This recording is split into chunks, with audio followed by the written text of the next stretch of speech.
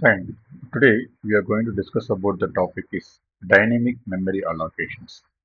So it is the most important topic in C programming.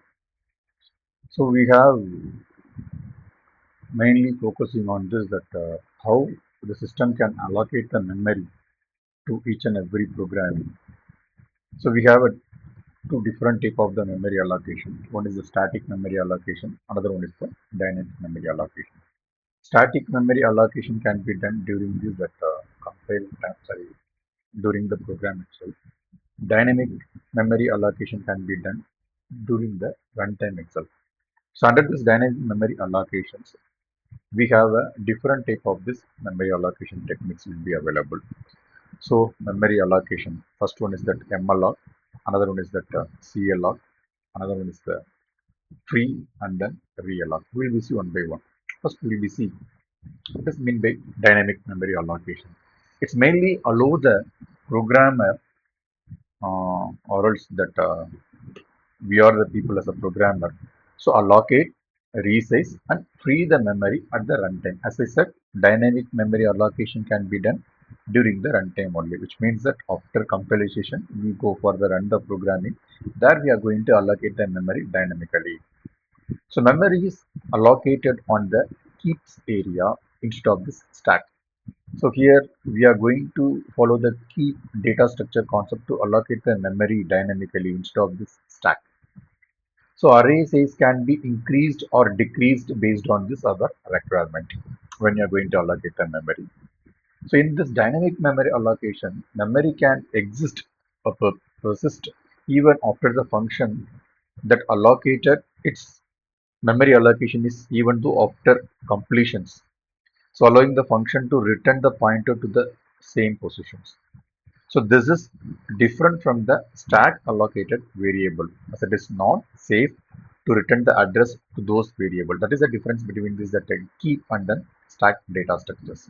So here, as I said, we have four different type of these memory allocation techniques: malloc, cloc, realloc, and then free. So these functions are primary tools for the dynamic memory management in a C programming concept.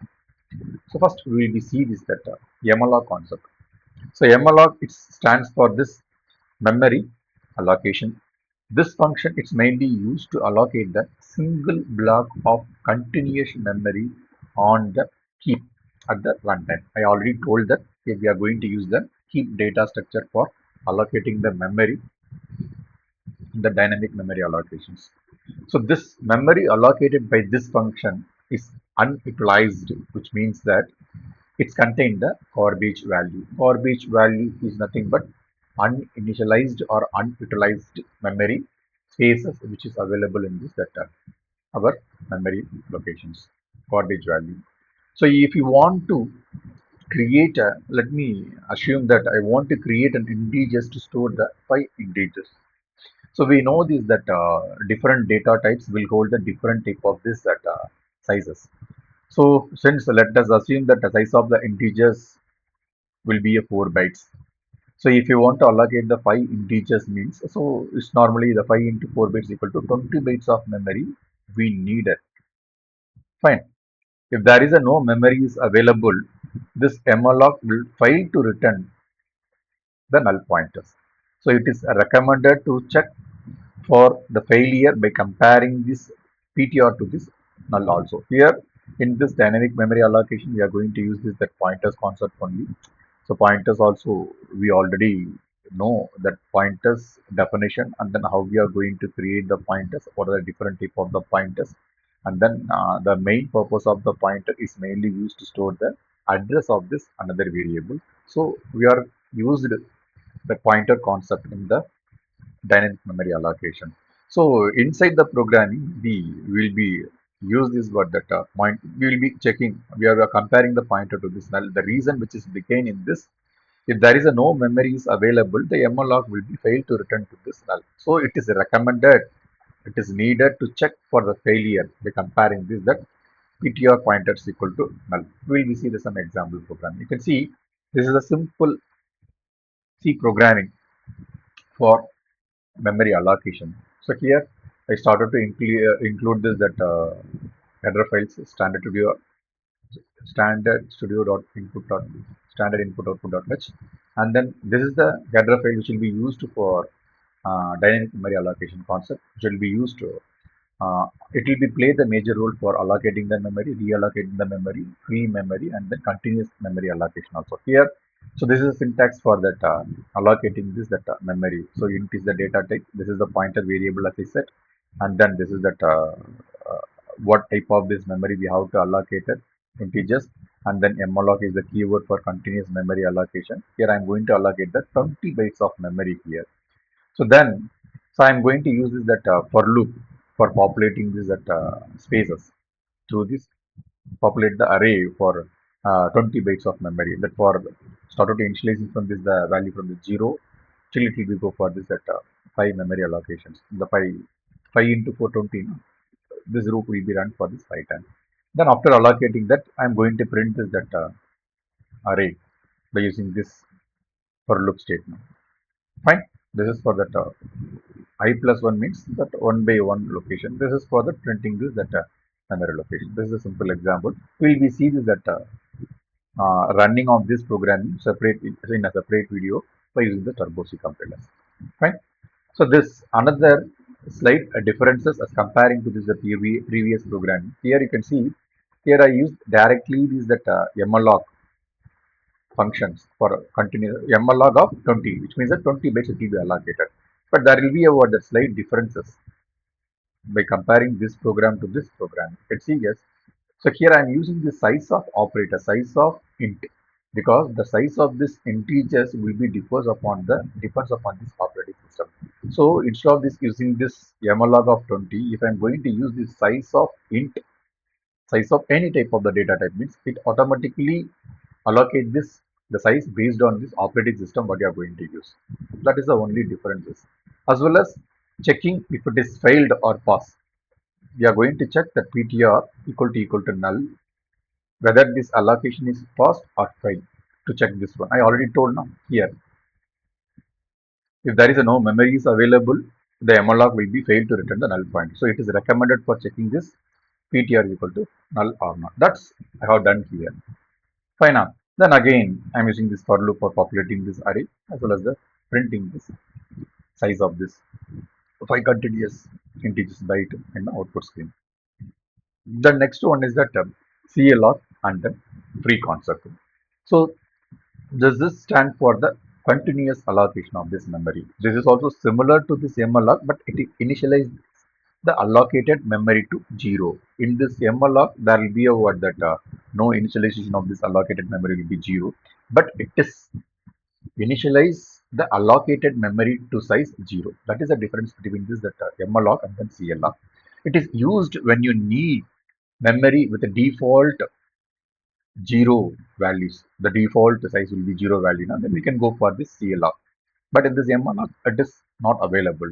So the memory allocated by using this function malloc and then CLR, it's not deallocated by this own.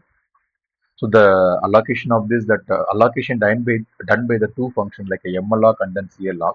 So it won't delete or it won't be what deallocated by its own.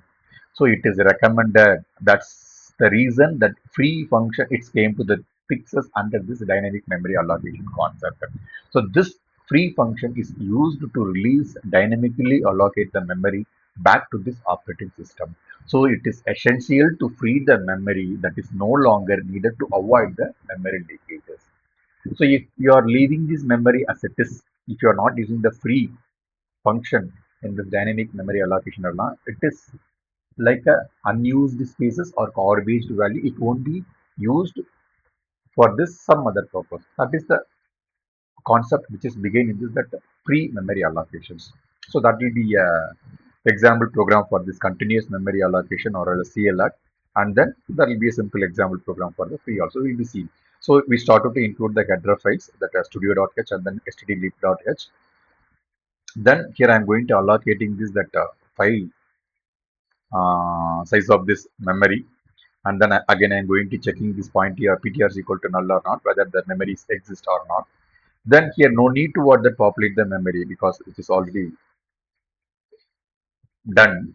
or initialized to 0. Then after that, simply I'm going to print this that initialize the array by using this for loop. This is for the continuous memory allocation. When I say this, that another example about the free and all, now the same thing, we started to include the header file and then allocating this memory. Some operation we can able to include here. So after that, we are going to populate the memory, then free the memory after completing these operations. So after completing this operation, I'm going to simply use the free and then ptr, because the ptr will be hold the address of this each and every memory. That's why I'm going to use that ptr, the free of ptr. This free, it's a existing function that in this dynamic memory allocation, free of PTR, which is nothing but which is used to free the memory size after completing this operation. Then after that, I'm using the returning statement is equal to 0. So once that all the operation has done, now it's returned to this what that 0 to the main function. This is that use of this that free function. Sorry, here I have given this what the double colon. This is single open and then close parenthesis only. Fine. So far we discuss about that memory allocation, continuous memory allocation, and then free memory allocation.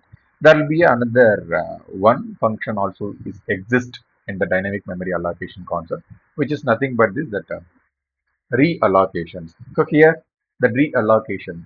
So this reallocation function used to resize the previously allocated the memory block. So if you want to change the size of an existing memory allocation without needing to free the old memory and allocate the new block, then this reallocation will be play the important role. Suppose when we initially allocate the memory size for the 5 integers, but later we need to expand the memory, expand the array to hold the 10 integers, means we can go for the reallocation of this memory block by using this realloc functions. Let me show the example. So started to this including about the header files, then starting with the main function, allocating this that memory by using this malloc with the size of this that 5 into size of integers operator.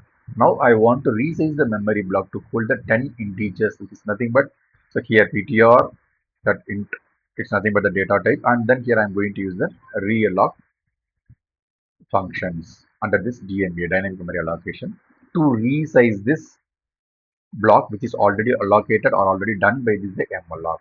Then further operation, check for the allocation of this failure by using this ptr equal to null.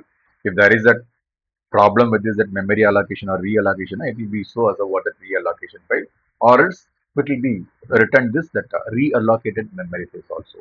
So this is the basic introduction for this dynamic memory allocation, and then the corresponding four different type of this function which is available in this that dynamic memory allocation. So that corresponding implementation by using this that turbo C compilers will be seen in the following lectures. Let me stop with this. Fine.